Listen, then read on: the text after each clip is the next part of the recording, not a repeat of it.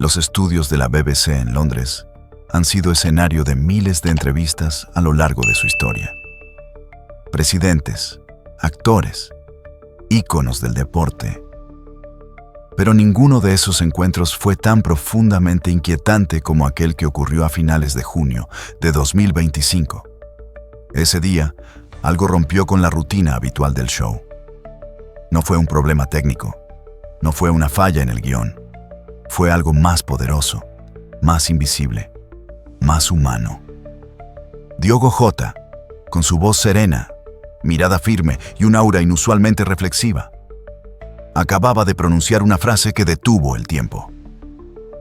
Una frase que no parecía parte de un libreto, sino más bien un susurro que venía desde otro plano. Un mensaje que, de alguna forma, sabía que debía decir, como si lo estuviera dejando grabado para alguien que aún no lo sabía. En el instante en que sus palabras tocaron el aire, el ambiente cambió. El público dejó de moverse. Los técnicos se miraron en silencio. Incluso Graham Norton, un maestro del ritmo televisivo, bajó la cabeza sin saber qué decir. Porque lo que acababan de escuchar no era una respuesta más. Era algo distinto. Era un peso emocional tan fuerte que solo el silencio fue capaz de sostenerlo. Y ese mismo silencio, el que invadió el estudio aquel día, es el que hoy, después de su trágica muerte, vuelve a nosotros como una sombra que nos recuerda lo frágil que es la vida y lo eterno que pueden ser las palabras cuando nacen del alma. Aquel encuentro no fue solo una entrevista. Fue una despedida disfrazada de reflexión, un testamento involuntario, una carta grabada en video que hoy el mundo atesora como si fuera una reliquia. Diogo no sabía, o tal vez sí, que esa sería la última vez que su voz llegaría tan lejos. Pero lo que dijo, lo que dejó en ese espacio sagrado de cámaras encendidas y corazones abiertos, ha trascendido el deporte, la fama y la pantalla. Porque a veces, el verdadero legado de una persona no se mide en lo que hizo en vida, sino en lo que logra conmover después de la muerte. Antes de seguir, dime algo desde el corazón. ¿Tú crees que hay personas que pueden sentir, sin saber cómo explicarlo, que la muerte está cerca? ¿Has conocido a alguien que de repente empieza a hablar con más profundidad, más emoción, más urgencia, como si supiera que le queda poco tiempo? Déjame tu respuesta en los comentarios, porque lo que vas a escuchar ahora puede que no sea una simple coincidencia. Diogo Jota no fue invitado a The Graham Norton Show por su velocidad, ni por su técnica, ni por sus goles. Fue invitado por algo mucho más profundo, por su alma. El programa había preparado un episodio especial, uno diferente, uno que no buscaba titulares deportivos ni debates sobre tácticas o estadísticas. Esta vez no se trataba de victorias, sino de vulnerabilidad, de mirar al futbolista y ver al hombre, de quitarle la camiseta y descubrir al padre, al hijo, al esposo. Y dentro de todos los posibles invitados, Diogo fue el elegido. Porque quienes lo conocían sabían que había en él una sensibilidad poco común. Lo curioso, lo inquietante, es que él casi no acepta. Estaba recién casado, recién regresado de su luna de miel, y lo único que quería era estar con su familia, sin cámaras, sin focos. Pero cuando le explicaron que la entrevista no era sobre fútbol, sino sobre propósito, legado y paternidad, algo en su interior hizo clic. Aceptó. Y al hacerlo, abrió la puerta a una conversación que, sin saberlo, quedaría sellada como su último mensaje público. Si este tipo de historias te sacuden el alma como a nosotros, suscríbete ahora mismo. Dale like para que YouTube entienda que estas historias merecen ser contadas. Y comparte este video con alguien que necesite escuchar lo que Diogo dijo antes de partir. Detrás de cada gran historia Hay una voz silenciosa que impulsa desde las sombras. Y en la historia final de Diogo Jota, esa voz fue la de Rute Cardoso, su esposa. La mujer que compartía con él algo más que un hogar y 3 hijos, compartía un presentimiento. La noche antes de que confirmara su participación en el programa, Diogo aún dudaba. Estaba cansado, emocionalmente drenado. Quería quedarse en casa, abrazar a sus hijos, saborear el inicio de su nueva etapa como esposo. Pero entonces Rute lo miró a los ojos y le dijo algo que cambiaría el curso de los acontecimientos. Si tienes algo importante que decirle al mundo, hazlo ahora, no te lo guardes. No fue una orden, no fue presión, fue una invitación desde el alma, porque ella lo conocía mejor que nadie.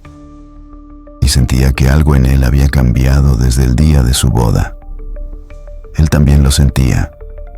No era tristeza, era profundidad, como si al comprometer su vida con ella y con sus hijos, se hubiera abierto un espacio nuevo dentro de su corazón, uno que no buscaba la fama, sino el significado.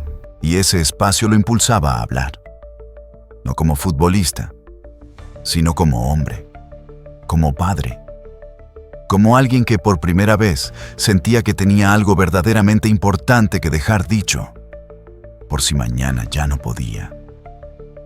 Fue Rute quien lo ayudó a verlo. Fue Rute quien le dio ese empujón suave, pero firme. Y fue ella quien, sin saberlo, lo animó a grabar la que sería su última gran conversación con el mundo. A veces, el amor no te dice qué hacer. Solo te recuerda que no tienes todo el tiempo para hacerlo. El vuelo desde Oporto a Londres fue corto en distancia, pero eterno en pensamiento. Era 27 de junio. Las nubes cubrían el cielo como una manta pesada, y el interior de la cabina estaba en silencio. Mientras otros pasajeros hojeaban revistas o dormitaban, Diogo Jota miraba por la ventanilla con los ojos perdidos en un punto lejano, como si buscara respuestas entre las nubes. No escuchó música, no encendió su celular, no vio una sola película. Solo sacó de su mochila un pequeño cuaderno de tapas negras, uno de esos que siempre llevaba, pero rara vez usaba. Esa vez lo abrió y no dejó de escribir. Sus dedos se movían rápido, como si temiera olvidar lo que su corazón le dictaba. Frases entrecortadas, ideas inconclusas, palabras que no estaban pensadas para sonar bonitas, sino verdaderas. Escribió sobre el miedo, no al fracaso, no a una lesión, sino a desaparecer, a irse demasiado pronto, a no estar cuando sus hijos lo necesitaran más.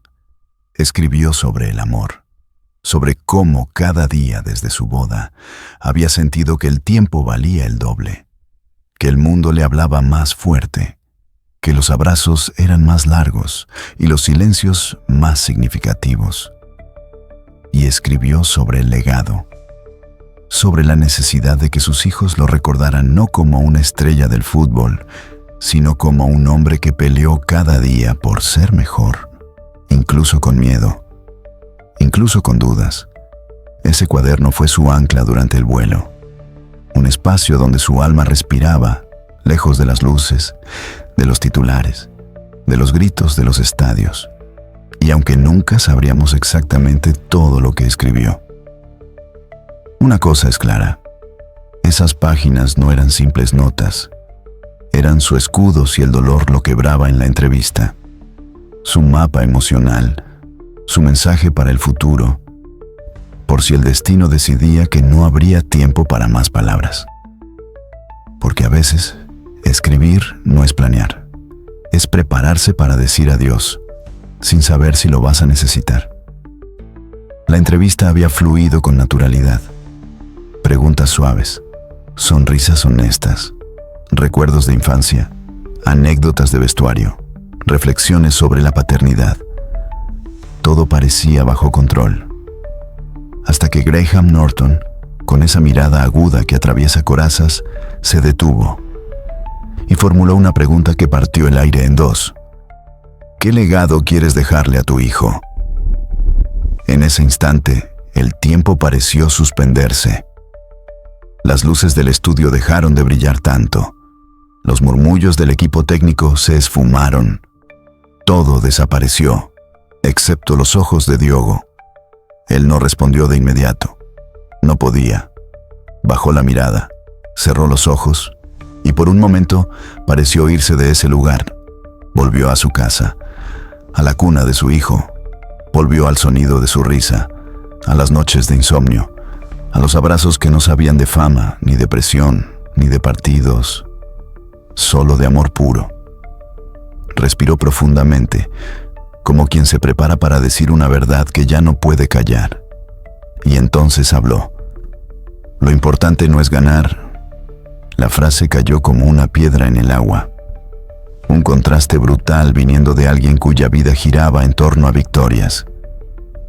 Es que mi hijo sepa que incluso con miedo nunca dejé de luchar por él. No fue solo lo que dijo, fue cómo lo dijo.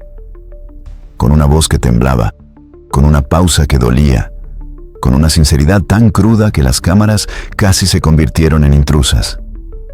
Hubo un silencio, no de incomodidad, sino de respeto. Era como si todos los presentes hubieran presenciado algo sagrado. Como si Diogo, en ese momento, hubiera dejado de ser un futbolista y se hubiera convertido en un padre hablándole al futuro. No para los aplausos, no para las cámaras, sino para que su hijo, algún día, pudiera escuchar esa frase y entenderlo todo. Porque a veces, una sola respuesta contiene una vida entera. No fue solo la frase, fue el temblor en su voz, el modo en que sus labios se detuvieron después de pronunciarla, como si no quisiera romper el eco de sus propias palabras. Fue la mirada, esa mirada perdida, como si ya no estuviera frente a un entrevistador, sino frente a la vida misma, o frente a su hijo, imaginándolo, algún día, viendo esa grabación. Y entonces sucedió algo que ni los guionistas más sensibles podrían haber planeado. El silencio. Un silencio absoluto, no uno incómodo, no uno forzado, sino un silencio reverente, espeso, inmóvil, inquebrantable. Graham Norton, un entrevistador curtido por décadas de televisión, con miles de encuentros a cuestas, no dijo una sola palabra. Solo bajó la cabeza, como si entendiera que cualquier intento de respuesta sería una falta de respeto a la magnitud del momento.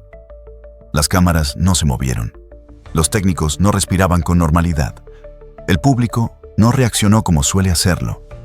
No hubo risas, ni murmullos, ni aplausos repentinos. Solo miradas, incrédulas, conmovidas, y en muchos ojos, lágrimas contenidas.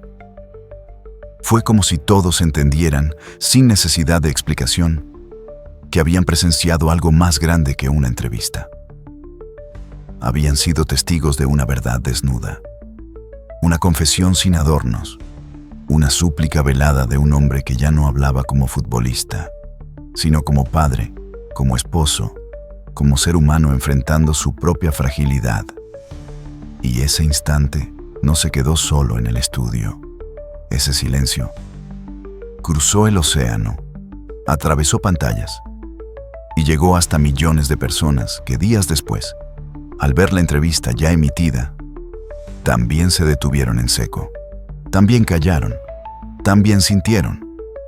Porque en un mundo saturado de ruido, a veces una frase dicha con el corazón y un silencio que le sigue pueden hacer más ruido que cualquier grito. Era 3 de julio. Faltaban solo días para que la entrevista de Diogo Jota saliera al aire. La BBC ya había editado el material. Las promociones estaban listas. Las redes sociales comenzaban a moverse con anticipación. Millones esperaban ver una faceta distinta del astro portugués. Un testimonio íntimo, un lado más humano. Pero ese día, todo se quebró. La noticia cayó como un rayo. Diogo Jota había muerto en un trágico accidente en la autopista A52, cerca de Zamora. Su auto había quedado reducido a escombros retorcidos. Las autoridades hablaron de una falla técnica, otros de exceso de velocidad, pero a nadie le importaban los detalles mecánicos, porque lo esencial ya se había perdido. Una vida joven, un padre, un esposo, un hijo. Un hombre que días antes había abierto su alma frente a millones.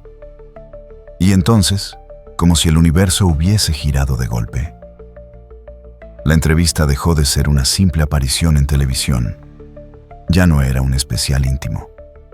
Ya no era un programa. Era un adiós. Lo que antes se percibía como una reflexión filosófica, madura, serena, ahora se sentía como una despedida anticipada. Como si cada palabra que Diogo había dicho estuviera cargada de presentimiento.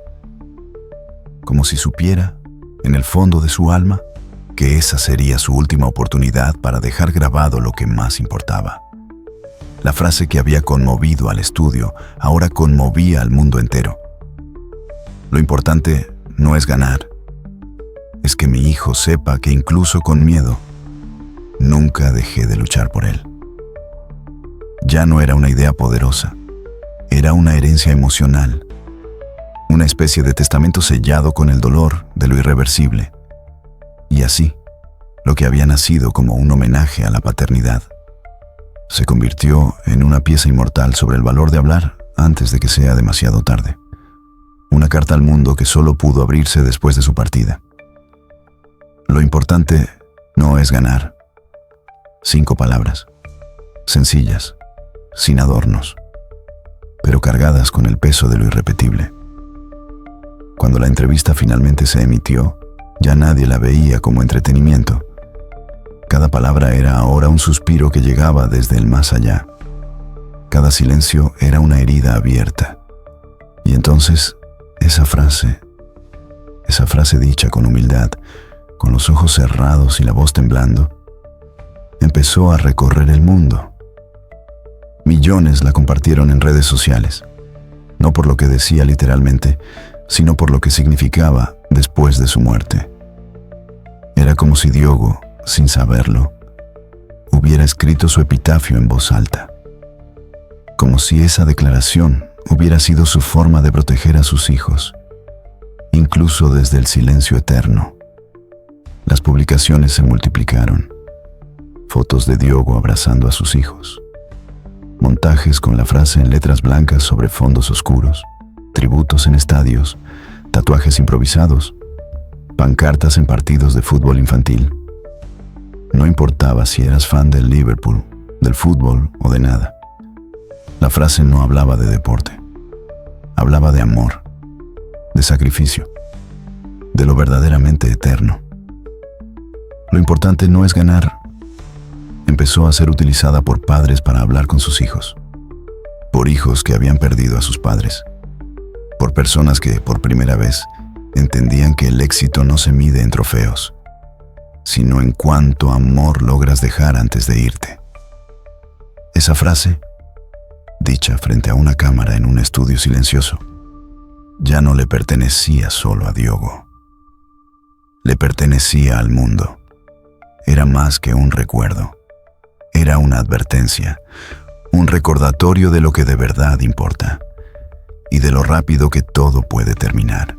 Algún día, cuando el mundo haya olvidado el número de goles, los títulos, los estadios, cuando las fotos en redes sociales hayan sido desplazadas por nuevas generaciones, sus hijos verán esa entrevista.